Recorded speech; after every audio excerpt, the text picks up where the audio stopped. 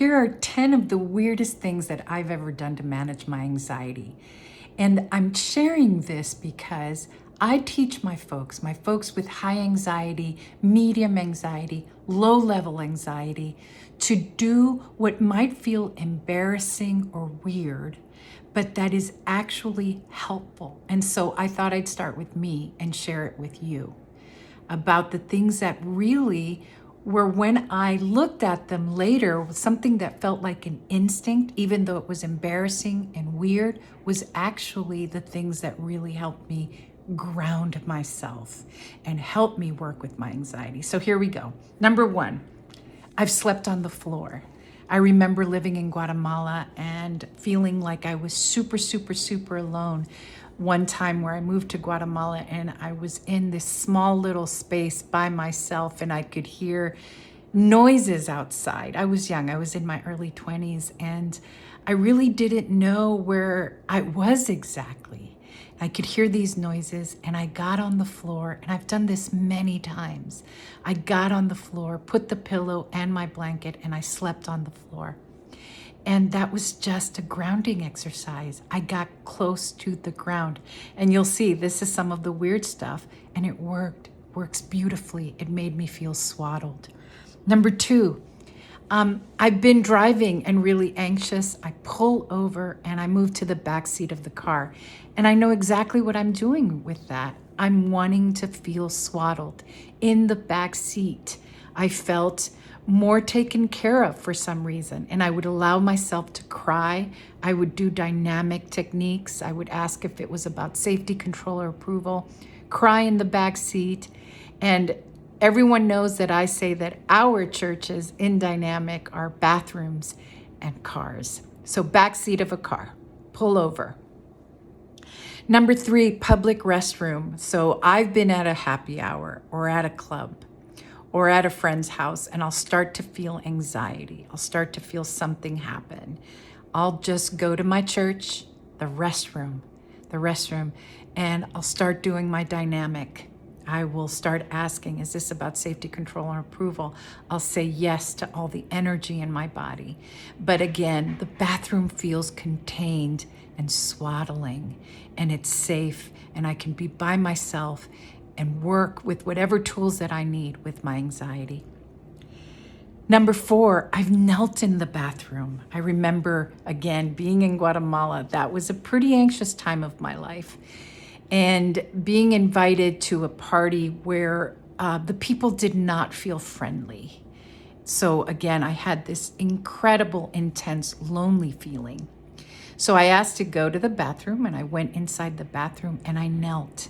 And again, that was an instinct to ground. And in that case, I didn't know about dynamic. I prayed. And I remember saying, God, I am your daughter. Shower me with your safety, with your love. But I knelt, and that was a grounding exercise in the bathroom.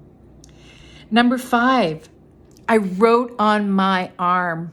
I remember being married in a pretty tumultuous relationship, and I had a young baby. I was a young mother, young baby.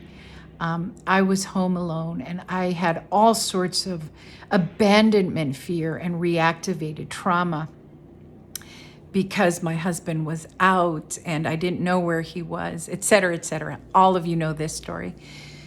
I wrote on my arms. I actually took a marker, and I know that sounds strange, and I wrote a scripture, my favorite scripture, which is Romans 8:28.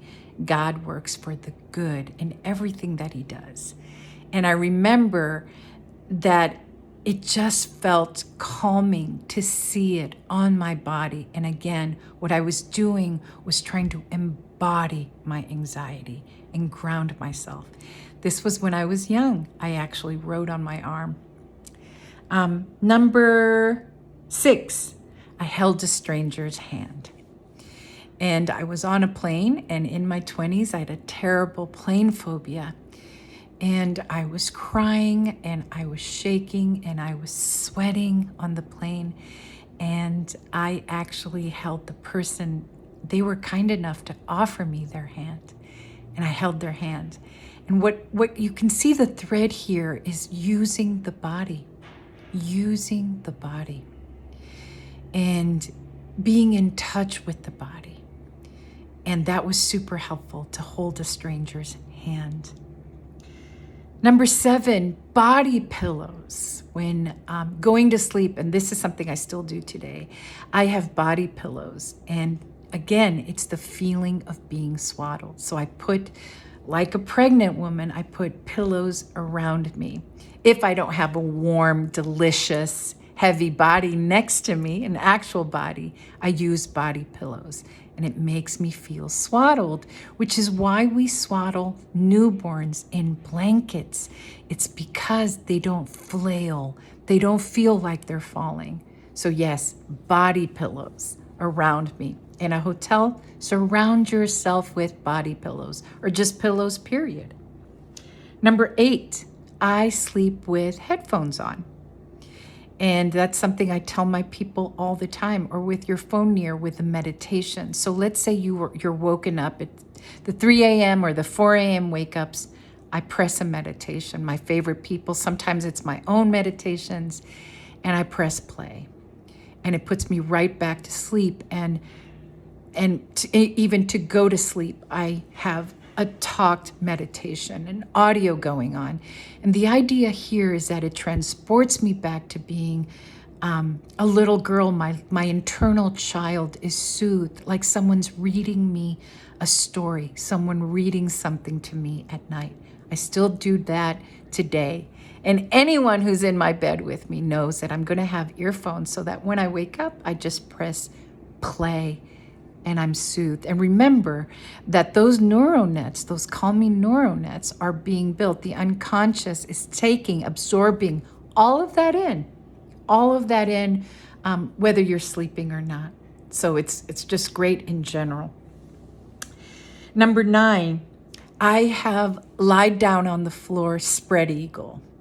And if you know dynamic, it's the moment where I say yes to all of my anxiety. I just put myself on the ground, spread eagle. I've done that in my office, where I just lay down, I stretch my hands out and my legs, and I start saying yes, and yes.